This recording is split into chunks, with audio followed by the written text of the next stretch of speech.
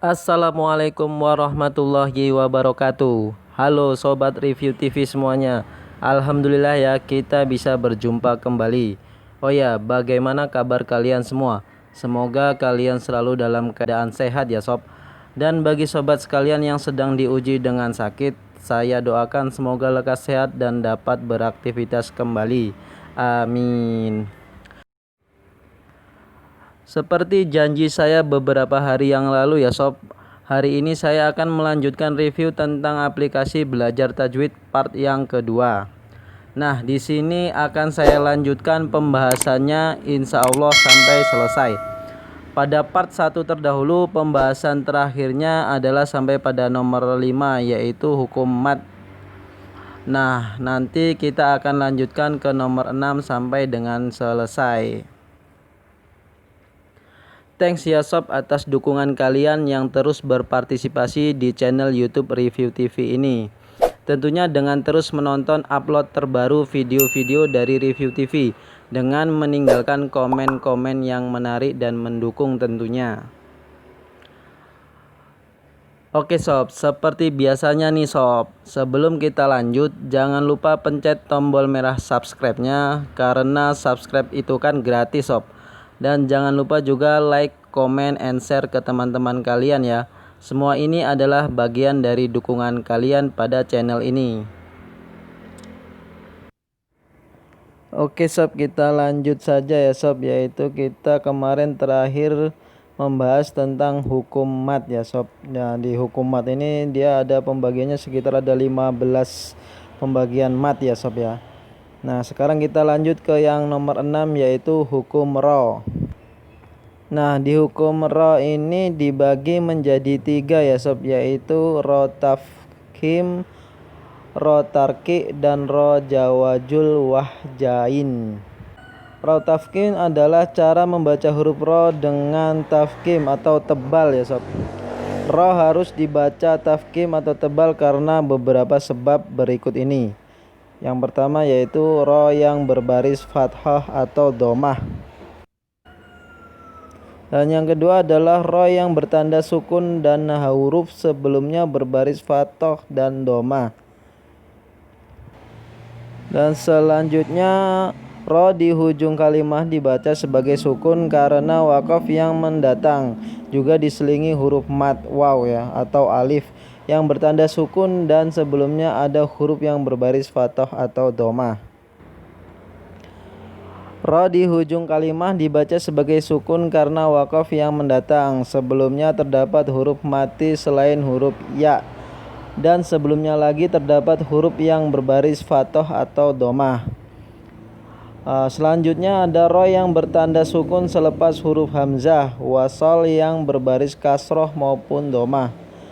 Ro yang bertanda sukun selepas huruf yang berbaris kasroh dan selepasnya terdapat huruf istilah.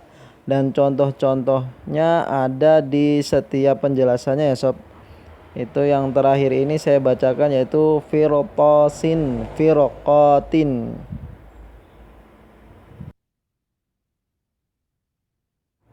Oke, kita masuk yang kedua yaitu ro tarki. Ro tarki adalah cara membaca huruf ro dengan tarki atau tipis. Ro harus dibaca tarki atau tipis karena beberapa sebab berikut ini. Yang pertama yaitu ro yang berbaris kasroh. Ini ada contohnya juga ya sob. Dan yang kedua ada ro yang bertanda sukun selepas huruf yang berbaris kasroh dan bertemu dengan huruf yang bukan huruf istilah. Selanjutnya adalah ro di ujung kalimat yang disukunkan yaitu wakaf yang mendatang ya. Dan sebelumnya terdapat huruf sukun yang bukan huruf istilah. Dan sebelumnya juga huruf bertanda sukun itu terdapat huruf yang berbaris kasroh. Nah, ini juga ada contohnya ya sob. Dan selanjutnya adalah ro di ujung kalimat yang disukunkan atau wakaf yang mendatang. Dan sebelumnya terdapat huruf ya yang bertanda sukun dan sebelum huruf ya bertanda sukun ini terdapat huruf yang berbaris fathah atau kasroh.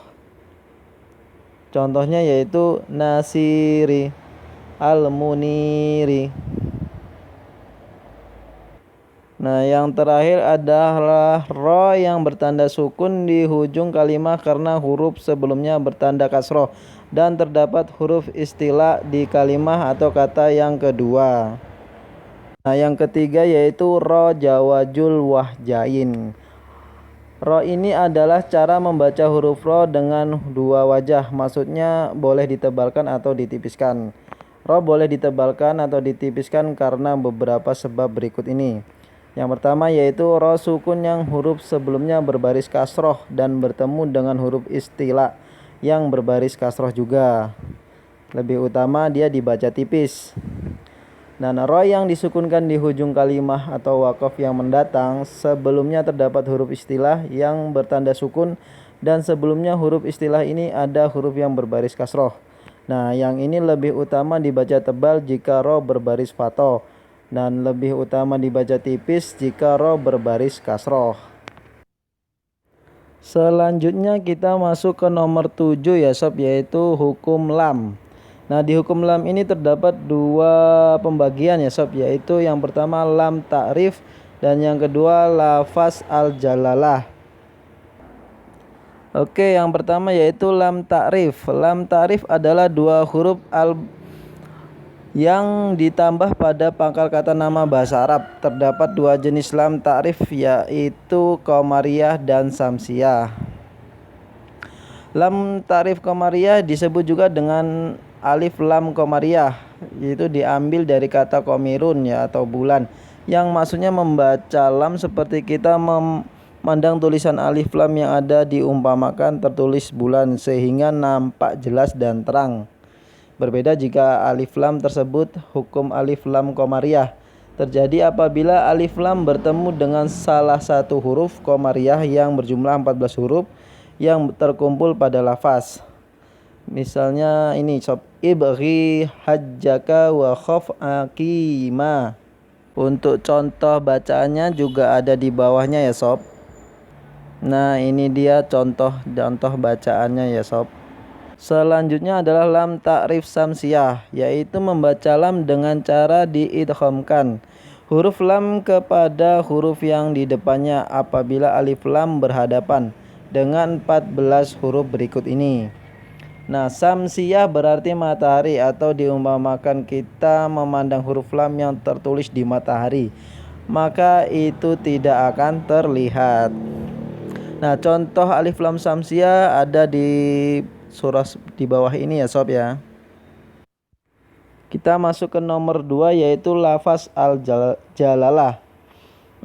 Huruf lam pada kata al-jalalah mempunyai tanda tasydid dan baris fathah di atasnya. Namun demikian kadar bacanya adalah 2 harokat. Ia tidak ditanda dengan huruf alif kecil atau untuk membedakannya dengan ejaan kata al-lata. Jika kata al-jalalah diwakafkan di ujung kata, kadar bacaannya adalah 2 atau 4 atau 6 harokat. Kata dilafaz dengan tebal atau tipis menurut baris huruf yang sebelumnya. Jika huruf sebelumnya berbaris fathah atau dhammah, maka huruf lam hendaklah dilafazkan dengan tebal atau tarkhis ya. Dan jika huruf sebelumnya berbaris kasroh, maka huruf lam hendaklah dilafazkan dengan tipis atau tarki ya sob. Contohnya ada di bawah ya sob. Nomor 8 yaitu nun dan mim tasdid. Adalah nun atau mim yang mempunyai tanda tasdid di atasnya. Jika kata al-jaljalah diwakafkan di ujung kata, kadar bacaannya adalah 2 atau 4 atau 6 harokat. Kata dilafaz dengan tebal atau tipis menurut baris huruf yang sebelumnya. Dibaca dengan dengung dengan kadar panjang bacaan 2 harokat. Contohnya ada di bawah ya sob.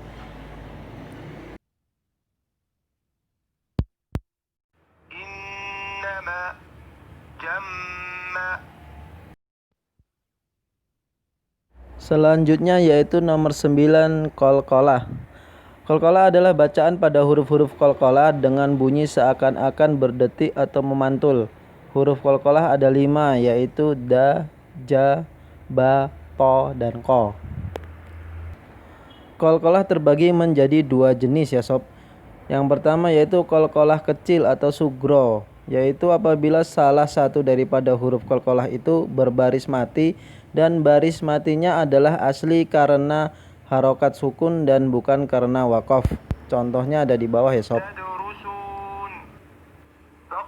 Yang kedua qalqalah besar, yaitu apabila salah satu daripada huruf qalqalah itu dimatikan karena waqaf atau berhenti. Dalam keadaan ini qalqalah dilakukan apabila bacaan diwaqafkan tetapi tidak diqalqalahkan apabila bacaan diteruskan.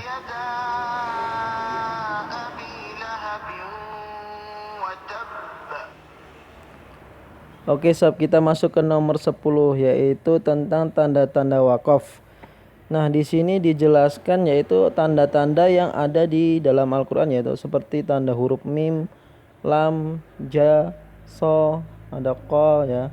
Itu ada penjelasannya, yaitu seperti mim harus wajib atau berhenti, la itu tidak boleh berhenti, ada tanda jim itu waqaf jaiz, boleh tidak berhenti namun disarankan untuk berhenti. Dan juga ada tanda-tanda lainnya ya sob, nanti bisa kalian cek. Oke sob, kita masuk ke yang terakhir yaitu tentang bacaan khusus. Ada bacaan khususnya ada 4 ya sob pembagiannya, yaitu yang pertama hamzah wasal. Hamzah wasal adalah di awal kata adalah huruf tambahan yang hanya dibaca ketika hamzah tersebut berada di permulaan bacaan dan digugurkan bacaannya atau tidak dibaca jika disambung dengan kata sebelumnya. Hamzah wasal terkadang harus dibaca kasroh atau domah ataupun fathah tergantung pada sebab-sebab berikut ini. Yang pertama yaitu fathah apabila hamzah wasal bertemu dengan huruf lam ta'rif. Contohnya ada di bawah. Yang kedua yaitu domah. Huruf ketiga pada kata kerja berbaris domah kecuali pada surah Al-A'raf ya. Dibaca dengan kasroh mengikuti hukum ibdal. Dan kasroh pada kata nama masdar tanpa lam ta'rif yang terdiri dari 5 atau 6 huruf. Contohnya ada di bawah juga sob, pembacaannya juga ya. Oke, nomor 2 yaitu nun iwat. Nun iwat juga dikenali dengan nun wasal atau nun wiqayah. Pada beberapa mushaf telah diberi tanda huruf nun kecil yang disebut dengan nun qutni. Terjadi jika baris tanwin bertemu dengan alif lam atau hamzah wasal. Cara membacanya, huruf yang bertanwin itu akan dibaca satu baris saja dan di depannya akan ditambahkan huruf nun berbaris kasroh walaupun ia tidak ada pada tulisan.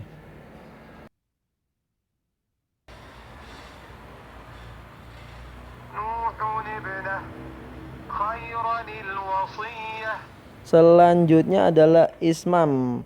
Hanya ada satu ayat yang terdapat bacaan ismam dalam Al-Quran, yaitu pada surat Yusuf ayat yang ke-11. Ismam dibaca dengan mengisyaratkan bibir seolah-olah sedang mengeluarkan kata nu namun tanpa suara ketika mentasdidkan nun yang berwarna merah pada ayat berikut ini.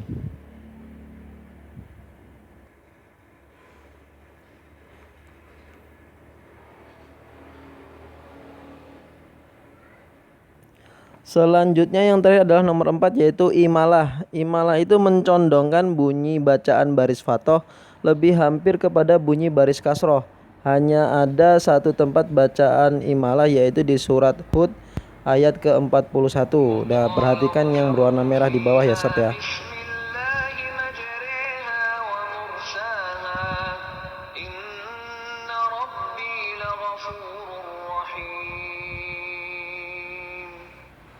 Alhamdulillah, akhirnya telah selesai pembahasan review aplikasi Android Islami kali ini ya sob.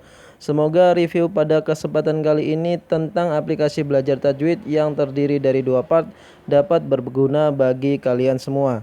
Saya ucapkan terima kasih atas kesetiaan dan dukungan kalian pada channel Review TV ini.